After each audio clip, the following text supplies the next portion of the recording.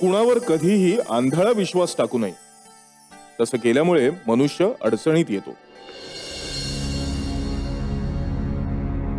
आमच्या कानावर बातमी आले, आमचे कारभारी दाजीबा भोसले यांना इंग्रज सरकारने कैद केले आहे. होय महाराज. पण का? काय झालं? महाराज, आपणास ठाऊकच आहे की दाजीबांचा स्वभाव किती कठोर आणि निर्दयी आहे ते. हो, पण त्यांच्या स्वभावाचा आणि त्यांच्या अटकेचा काय संबंध? महाराज, इंग्रज सरकारशीही व्यवहार करताना त्यांनी त्यांचा स्वभाव बदलला नाही आणि इंग्रज सरकार त्यांचे गैरवर्तन कसं काय सहन करतील. त्यांनी त्यांना लगेच अक्कलकोटातून हद्दपार करण्याचा हुकूम काढला आणि त्यांना तिकडेच बेड्या घातल्या. दाजीबांचा स्वभाव काहीसा आहे विक्षिप्त, परंतु ते आमचे अत्यंत विश्वासू आणि कार्यक्षम कारभारी आहेत. आपल्या संस्थानास त्यांची गरज आहे. ते राज्य कारभार उत्तम चालवित होते.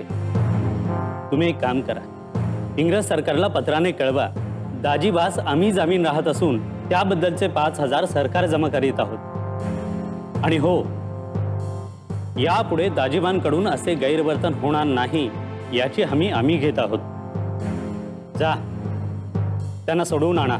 जशी आज्ञा महाराज.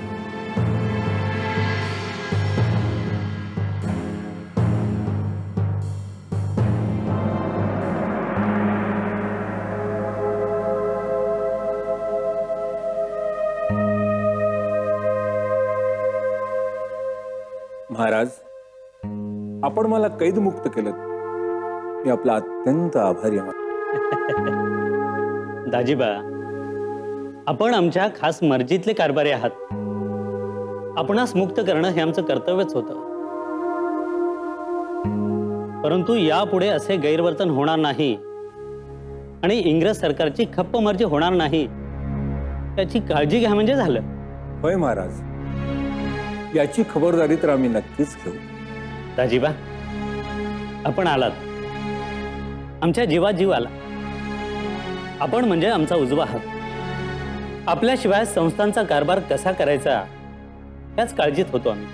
महाराज, आपल्यासारखा गुणग्राहक राजा लाभणं हे तर आमचं केवढं मोठं भाग्य आहे.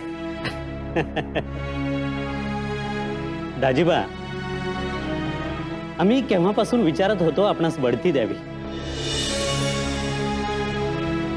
आजपासून आम्ही आपणास आमचा खाजगी कारभारी या पदावर नियुक्त करत आहोत.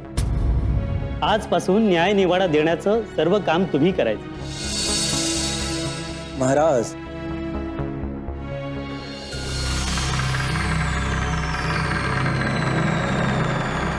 ये क्या चेष्टा लगाई है?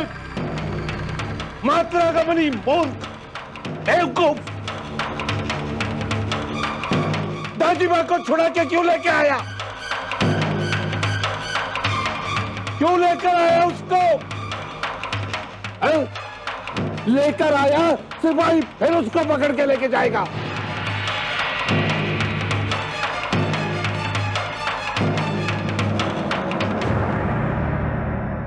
महाराज, काय रे, एवढं घाबरायला काय झालं? महाराज, मी आता स्वामींकडून आलो. दाजीबाबद्दलची सगळी हकीकत त्यांना समजली. आपण दाजीबांना सोडून आणलं ते त्यांना अजिबात आवडलेलं नाहीये. स्वामी प्रचंड संतापले होते महाराज. मी त्यांच्यासमोर एक शब्द सुद्धा बोलू शकलो नाही. मी तातडीने लगेच तुमच्याकडे निघून आलो. महाराज, आपल्याला काहीतरी लवकर केलं पाहिजे महाराज. एवढं घाबरून जायचं कारण नाहीये. आपले स्वामी ज्या त्वरेने संतप्त होतात तेवढेच लवकर शांती होतात. होईल, त्यांचा राग हळूहळू शांत होईल. परंतु दाजीबांना गमावणं आपल्या संस्थांच्या हिताचं नाही. दाजीबा मनानं अतिशय खंबीर आहेत. हा, थोडेसे कठोर वाटतात खरे, पण कर्तव्य बजावायचं असेल तर तसं व्हायलाच हवंय. ते राज्याचा कारभार उत्तम चालवत आहेत. त्यांच्या येण्याने राज्य कारभाराला आणखीनच शिस्त लागेल. म्हणूनच आम्ही त्यांची आमच्या खाजगी कारभारी पदावर नियुक्ती केली आणि ते याच पदावर राहतील. महाराज, पण स्वामींना मी स्वामींची भेट घेईन आणि सांगेन स्वामींना. स्वामी ऐकतील सगळं. अरे कसला वारा घालतोयस तू हा? हातात काही जोर नाही तुझा, मरत म्हणे नुसता. नीट घाल. काय केलं या म्हाताऱ्यानं? त्यांनी सरकारी बागातून फुलं चोरी केली. फुलांची चोरी केली? अरे म्हाताऱ्या, अर्ध्या गौऱ्या तुझ्या मसणात गेल्या, चोऱ्या करतोस? लाज नाही वाटत तुला? 100 फटक्यांची शिक्षा द्यायला. नाही महाराज, महाराज गरीबावर जुलूम करू नका महाराज, दया करा महाराज. घेऊन जा. महाराज गरीबावर दया घेऊन जा करा. याला. महाराज गरीबावर दया करा महाराज.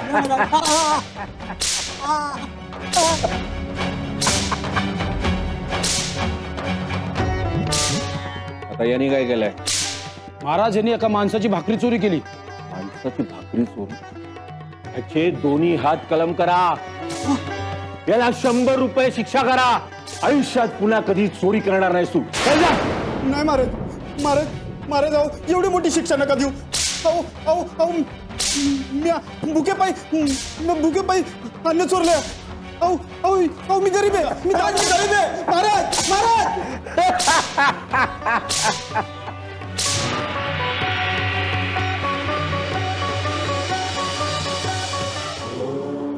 काय रे, काय सांगायला आलायस?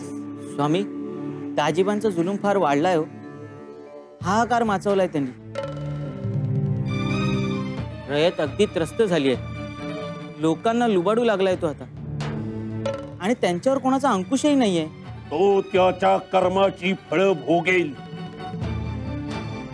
आणि त्याला पाठीशी घालणारा राजा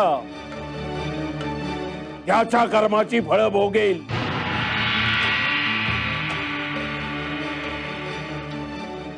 स्वामी म्हणतायत म्हणजे त्यांना शिक्षा मिळेल, पण मला वाटतं हे कोणीतरी जाऊन राजांना सांगायला हवं. म्हणजे ते ह्याच्यावर काहीतरी उपाय करतील. ह्यांच्यामुळे आपल्या राज्याचं नुकसान नको. बरोबर आहे तुझं. मी आजच राजांची भेट घेतो, बोलून बघतो त्यांच्याशी.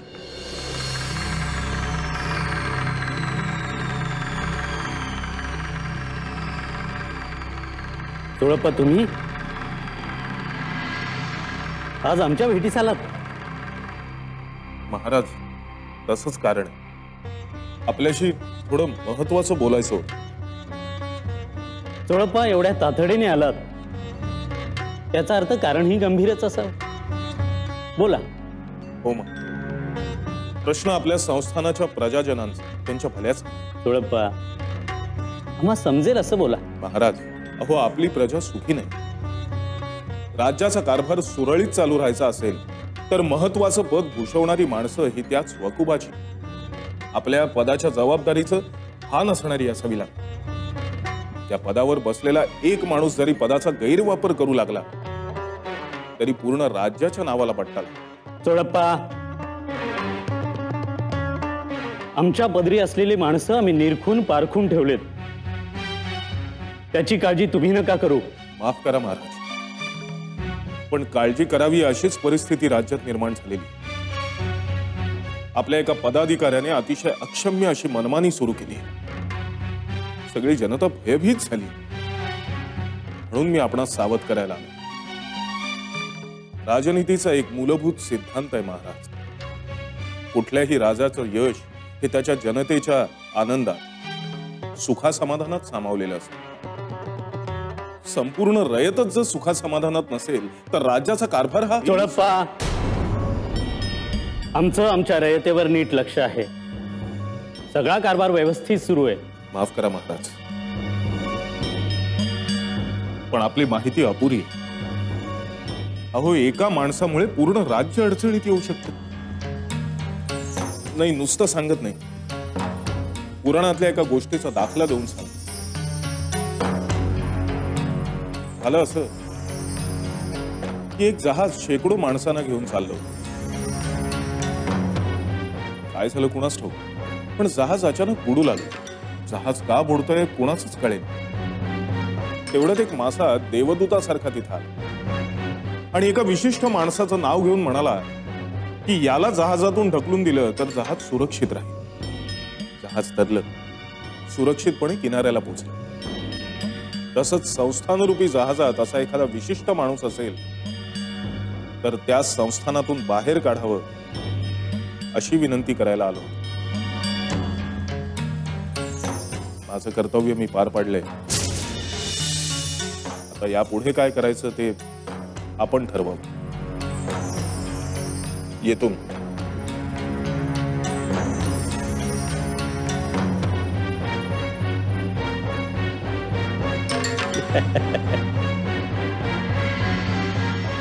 आम्हास राजनीतीचे धडे शिकवतोय. आम्हाला आमच्या राज्याचं भलं बुरं कळतं. आम्हाला चांगलाच ठाऊक आहे कोणास ठेवायचे, कोणास काढायचे आणि कोणास बढती द्यायची.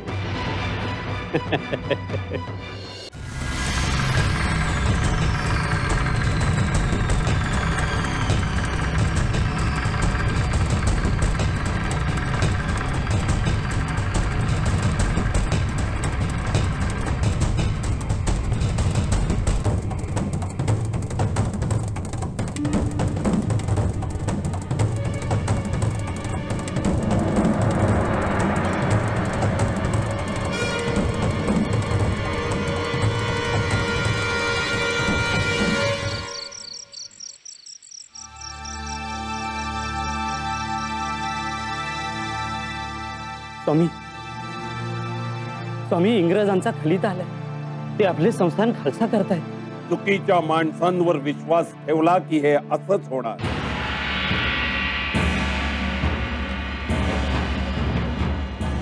दाजीबा सारख्या अधम माणसावर विश्वास ठेवलास त्याचे हे परिणाम आहेत. त्याच्या स्वभावापायी त्याला अटक झाल्यावर राजा तू सावध व्हायला पाहिजे होता.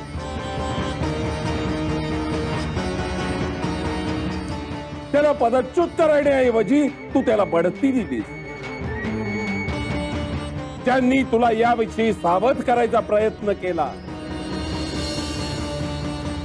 त्यांच्या सांगण्याकडे तू कानाडोळा केला. आपलाच हेका चालवला. आणि दाजीबा तू आधीच मरकट तशातची मद्य आला. अरे आधीच मुजोर असलेला तुझा स्वभाव सत्ता मिळताच तू अधिक उन्मत्त झाला. आपली मनमानी करू लागला.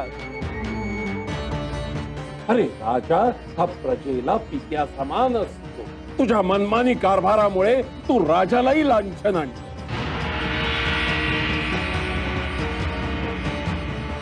तुझ्या या अंधाधुंद कारभारामुळे रयत रंजीत झाली. स्वामी, स्वामी मला क्षमा करा स्वामी. स्वामी, नाही, तुला क्षमा नाही, तुला शिक्षाही व्हायलाच हवी.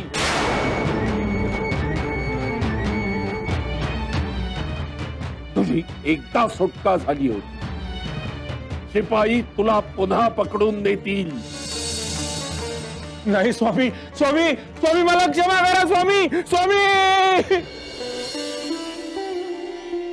स्वामी, माझी चूक झाली स्वामी. मला या संकटातून वाचवा. माझ्यावरही खटला दाखल झालाय. आपल्या राज्याला वाचवा स्वामी. तू गुरुपदेश मानला नाहीस. स्वतःचे दुर्गुणही सुधारले नाहीत. तुझी अशीच दुर्दशा होणार. स्वामी, आता शहाणा झालायस. होय स्वामी, अशी चूक पुन्हा होणार नाही. ठीक आहे. राजा असा दीनवाडा होऊ नकोस.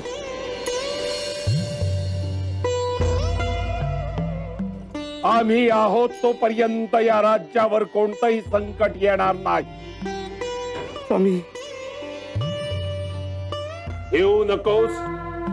मी तुझ्या पाठीशी आहे.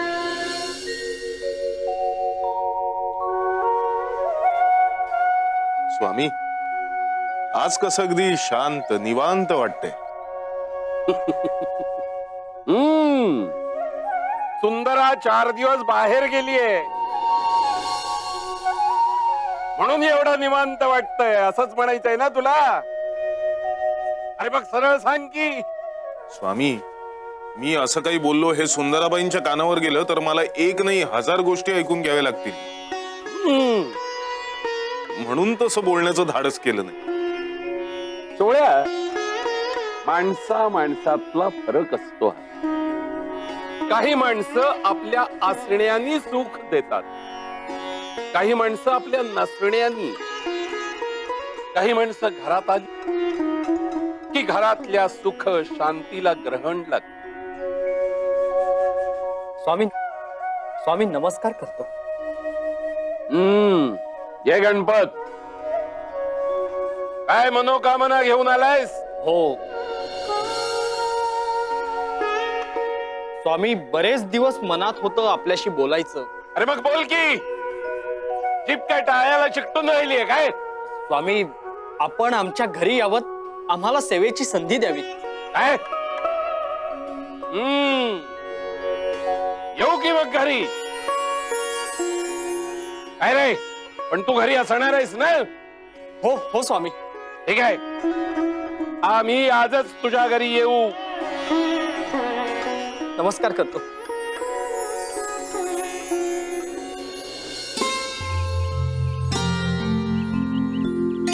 आई, अगं काय हे, अजून तू या झाडाला पाणी घालतेस? एवढं वाढलंय हे झाड, पाण्याशिवाय सुद्धा वाढेल आता. अरे हो, मला कळतंय ह्या झाडाला आता अजिबात पाण्याची गरज नाहीये. पण काय माहितीये का, ह्याला मायेची तहान लागते. अरे पाणी हे नुसतं निमित्त, पण त्या निमित्ताने आपण माया द्यायची. आता तुझंच बघ ना, तू एवढा मोठा ताडमाड वाढलायस, पण तुला आईने खाऊ पिऊ घालावं असं वाटतं ना. आईच्या हातचं गोड लागतं की नाही? हो आई. तसंच आहे रे. अरे झाडांवर, पशु पक्ष्यांवर, फुला पानांवर प्रेम करावं रे. आई, खूप लाडकं आहे ना हे झाड तुझं. मी गेल्यानंतर तू जपशील ना रे त्याला? माझी इच्छा एवढी पूर्ण करशील ना रे? हो आई, तुझी इच्छा मी नक्की पूर्ण करेन. हे झाड मी जपीन, पण तू अशी जायची भाषा बोलू नकोस. बरं बाबा. अरे हो आई, अगं बरं आठवलं, स्वामी आपल्या घरी यावेत म्हणून बरेच दिवस मनात होतं ना आपल्या.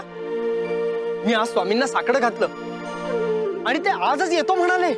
अरे वा, म्हणजे स्वामींचे चरण आपल्या घराला लागले म्हणजे आपल्या घराचं नशीबच फळफळलं म्हणायचं. हो अगदी खरं आई, खरंच.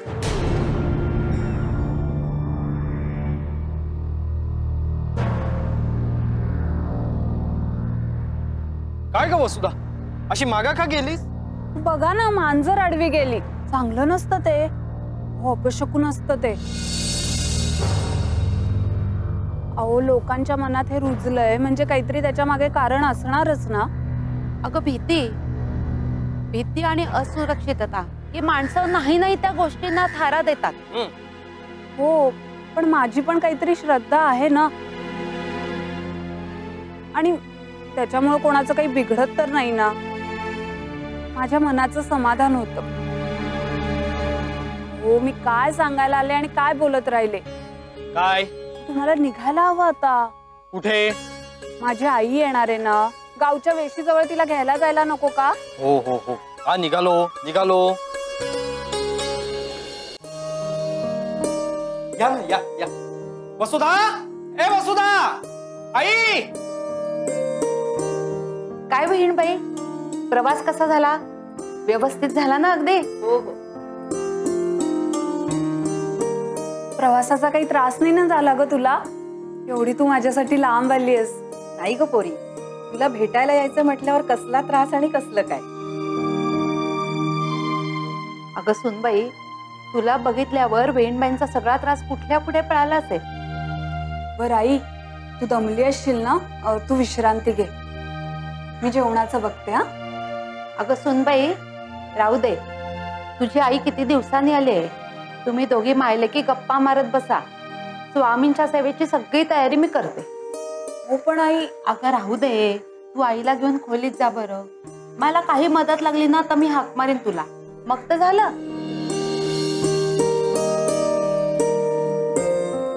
ही आई बस. वसू, कसा चाललाय ग तुझा संसार? अगदी मस्त. म्हणजे एकूण काय, मला काळजी करण्याची गरज नाही.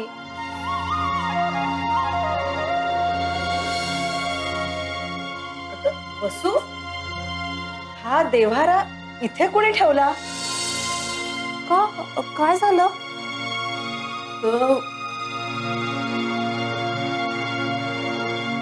वसू, अगं देव्हारा पूर्व पश्चिम ठेवायचा असतो, त्याची दिशा चुकली आहे. देवांचं तोंड बघ भलत्याच दिशेला आहे. अगं असं चांगलं नसतं.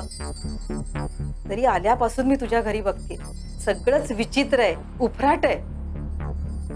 आणखीन काय झालं?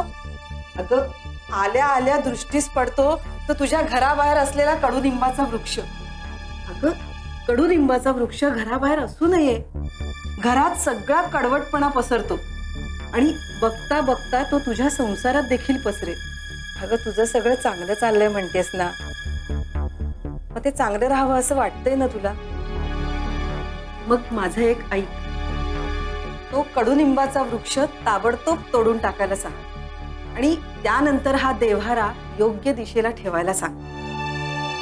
बरं झालं ग बाई, तुझ्या घरी यायची मला बुद्धी झाली.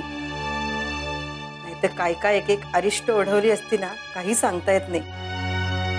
आणि एकदा का विघ्न यायला सुरुवात झाली ना, किती आटोक्यात आणणं आणि झालेलं नुकसान निस्तरणं कठीण होऊन बसतं बघ. कल्पनाही करवत नाही. आता हा वेळ काढून चालणार नाही. पण आई, हे कसं शक्य आहे? आता तुझं पण आणि परंतु चालूच आहे का अजून? हो आई, सासूबाईंचं त्या झाडावर खूप प्रेम आहे. आपल्या पोटच्या पोराप्रमाणे जीव लावतात त्याच्यावर. हे कसं शक्य आहे तूच सांग मला आई. अगं वसू, घराच्या सुखा समाधानापेक्षा ते झाड महत्वाचं आहे का? आणि ते एक झाड आहे ग. तू सांग ना त्यांना समजावून. तू सांगितलंस की त्यांना पटेल आणि कळेलही. हो आई, तू बोलतेस ते खरंय. आई, आजच नाही, आत्ताच मी त्यांना ते झाड तोडायला सांगते. तीच विषाची परीक्षा घेणं नकोच. आता कसं बोललीस?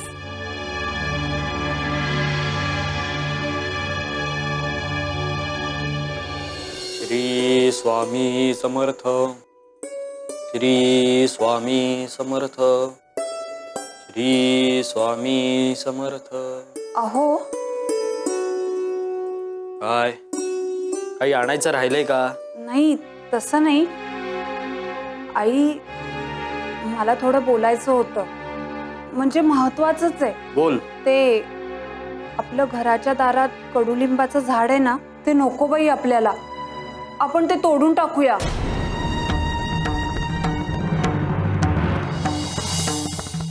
का पण? त्या झाडाची काय अडचण आहे तुला? अहो, तुम्हाला माहिती आहे ना, माझ्या आईला चांगलं काय वाईट काय त्याचं ज्ञान आहे. ती मला सांगत होती की घराच्या दारात जर कडुलिंबाचं झाड असेल ना, तर ते अपशकुन आहे. त्याच्यामुळं त्याचा कडवटपणा आपल्या सगळ्या घरादारात पसरतो, विघ्न येतात. म्हणून ते झाड नकोच आहे आपल्याला. तुला माहितीये ना आईचं किती प्रेम आहे त्या झाडावर. अहो, पण ते प्रेम आपल्या अंगलट येईल याची शक्यता आहे. तुम्हाला कळत कसं नाहीये? वसुधा, अगं असं काही नसतं. अगं दारात तो वृक्ष आहे ना, त्यामुळे आपलं घर किती निरोगी राहिलंय, आपलं घर हसतं खेळतं राहिलंय. अगं दारात अशी झाडं झुडपं असणं खूप चांगलं असतं ग. ते काही मला माहित नाही. आपल्याला ते झाड नको इथे. थांबा थांबा, भांडू नका अशा. शांत व्हा दोघी. हे बघा, यातून आपण काहीतरी मार्ग काढू. आता एकच मार्ग आहे, ते झाड तोडून टाकायचं. आणि जर माझ्यापेक्षा तुम्हाला ते झाड प्रिय असेल ना, तर मी हे घर सोडून चालली. आई,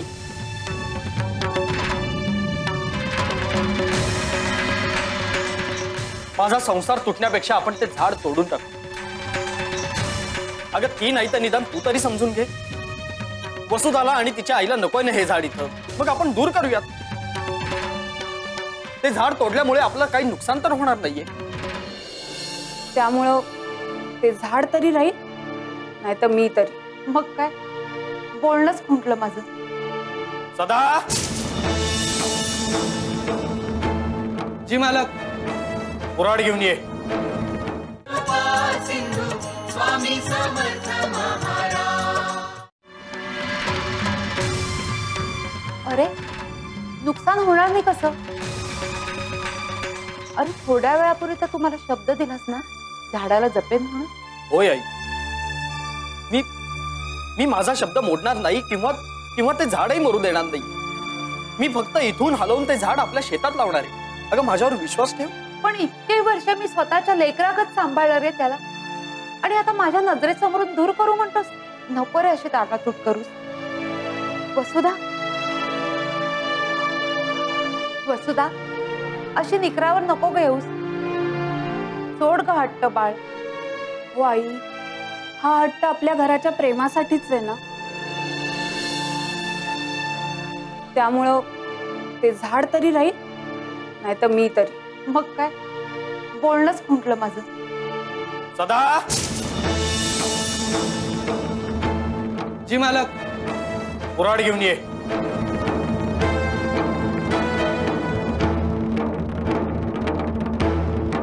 चल माझ्या बरोबर.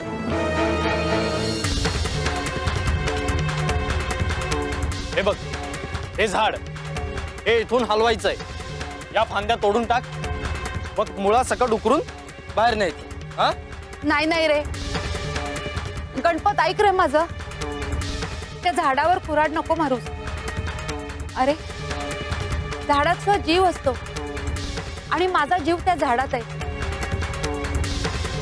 त्या झाडावर कुऱ्हाड घातलीस ना तर माझ्यावरच घाव घातल्यासारखं होईल रे. वसुधा, तू तरी सांग ना. वाई, सांभाळा स्वतःला. नंतर काहीतरी विपरीत होण्यापेक्षा आत्ताच मन घट्ट केलं तर बरं होईल. हा, तोड झाड. हरामखोर!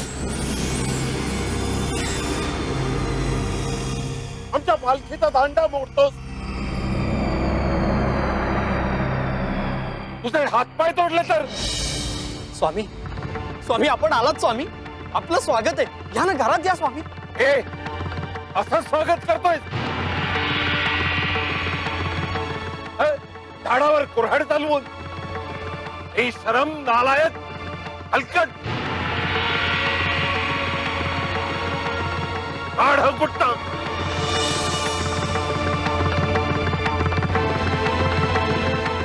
स्वामी असं का म्हणाले? स्वामी का चिडले? आता उगीच थांबू नका बघू, झाड तोडायला सांगा. नाही नाही, स्वामींच्या वचनाचा नीट उलगडा झाल्याशिवाय कुणीही ह्या झाडाला हात लावायचा नाही. थांबा थांबा, हे सगळं आपण नंतर बघू. आधी स्वामी कुठे गेले ते बघितलं पाहिजे. स्वामींना शोधायला पाहिजे. चोळपा चला.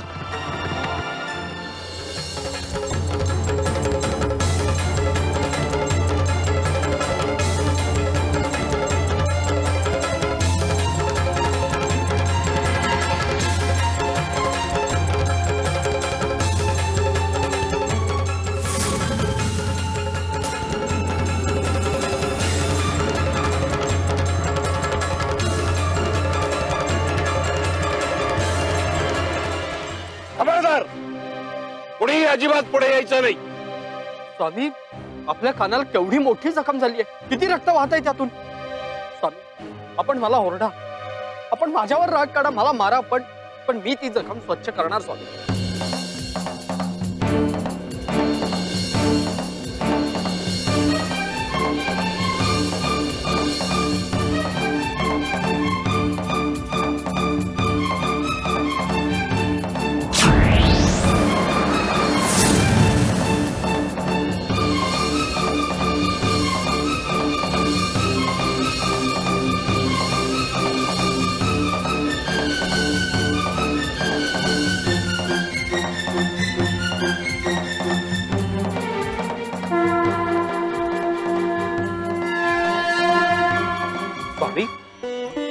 स्वामी अहो हा काय चमत्कार आहे. आता आपल्या कानातून इतकं रक्त वाहत होतं, एवढी मोठी जखम झाली होती, आता काहीच नाही, कशाचंच नावही नाही.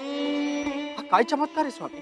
गणपत, तू जे पाहिलंस ते प्रतिकात्मक होत, तसंच बाधक विचारांचंही आहे. ते आपल्या कानात गेले की आपली मती बुद्धी भ्रष्ट करतात. तुझ्या सासूने तुझ्या बायकोचे कान भरले,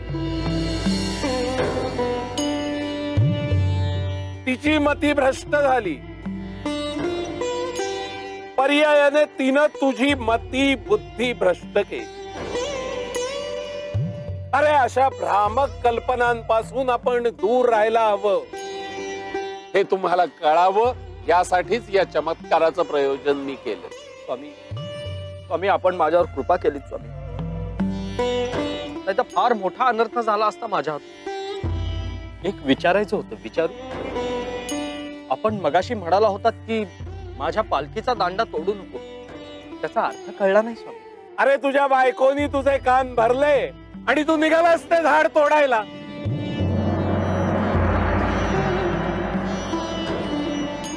अरे अशी निसर्गाची हानी करणं, त्यांना इजा पोचवणं हे चुकीचं आहे रे. हा निसर्ग आपल्याला भरभरून देतो आणि आपण वृक्षतोड करायची, त्या निसर्गाची हानी करायची. अरे मनुष्यांमध्ये कसं असतं, एखाद्याचा मृत्यू झाला तर आपण सगळे दुःखी होतो.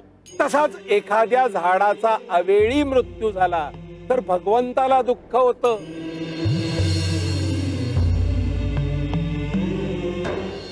अरे या चराचर सृष्टीचा निर्माता तो आहे, त्याच्या पुढे सगळे समान आहेत.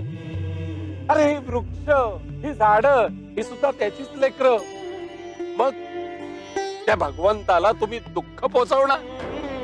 आणि एक लक्षात, अरे ही झाड आहेत म्हणून आपण श्वास घेऊ शकतो, आपल्याला प्राणवायू देतात. ते कोणाच्या तरी भ्रामक कल्पनांमुळे, अंधश्रद्धांमुळे तुम्ही ही झाडं तोडायला निघाला. अरे कडुलिंब घरासमोर असणं म्हणजे घरात आरोग्य नांदू देणं. हा कडुलिंब सगळी रोगराई नष्ट करतो. म्हणून लक्षात घ्या, या भ्रामक खुळचट कल्पनांचा त्याग करा,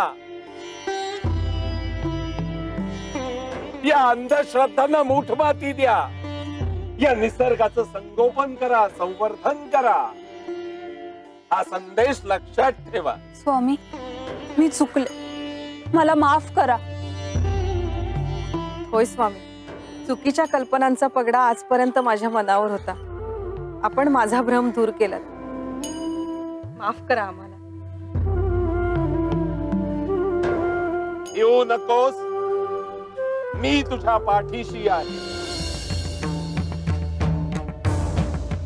अरे आम्हाला विश्रांती घेऊ द्याल की नाही?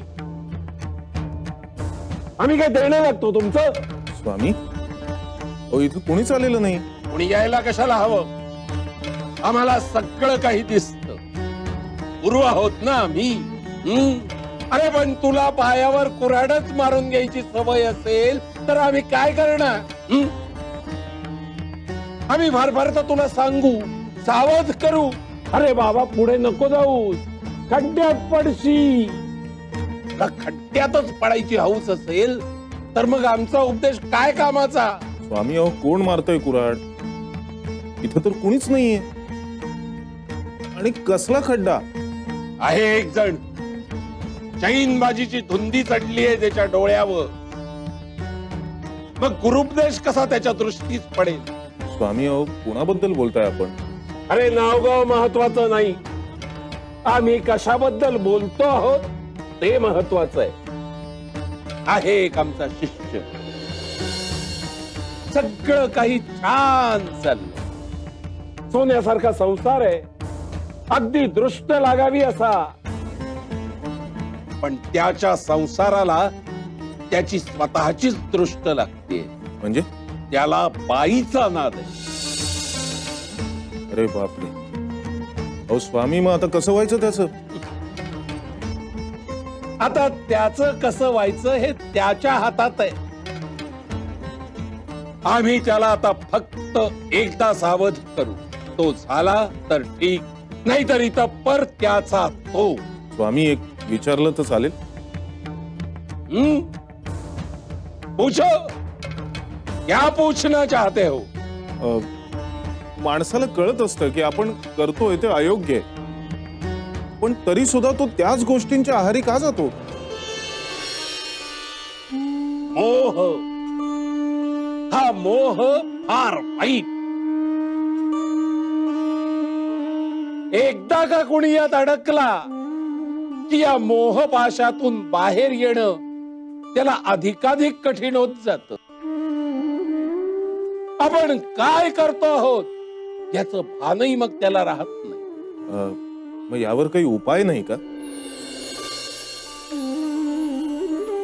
आहे. या मोहातून बाहेर पडण्याचा एक उपाय आहे. एका वेलीला धरलं तर तो माणूस या कर्दमातून बाहेर येऊ शकतो. ही वेल अध्यात्माची, गुरुसंगतीची. ही वेल ज्यानी धरली तो तरुण वर आला, आणि या वेलीला ज्यानी धरलं नाही तो या कर्दमात अधिकाधिक रुतत गेला. आम्ही प्रत्येकाला एकदा तरी संधी देतो. ही वेल त्याच्या समोर धरतो. जो या वेलीला धरतो तो तरुण वर येतो. जो धरत नाही तो त्याच्याविषयी न बोललेलंच बरं. वाह सुगंधा, वाह. तुझं हे लावण्य, तुझं चापल्य, तुझी ही जीव घेणी आता घायाळ केलंस तू आम्हाला. आणि हे काय, पायामध्ये चाळ बांधलेत का वीज बांधली आहे? आणि गळ्यात तर काय साक्षात सरस्वती आहे असा भास होतो.